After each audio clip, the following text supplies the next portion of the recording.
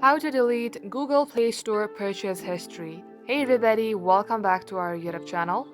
In today's video, you will learn if it's possible or not to delete your purchase history from your Google Play Store. So without any further delay, let us get started.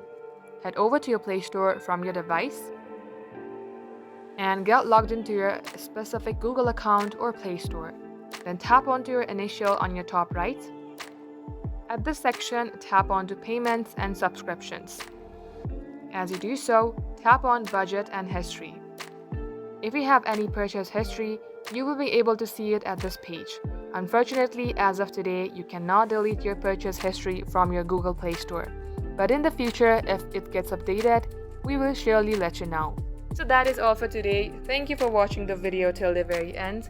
In case it had helped you in any ways, then do like and subscribe.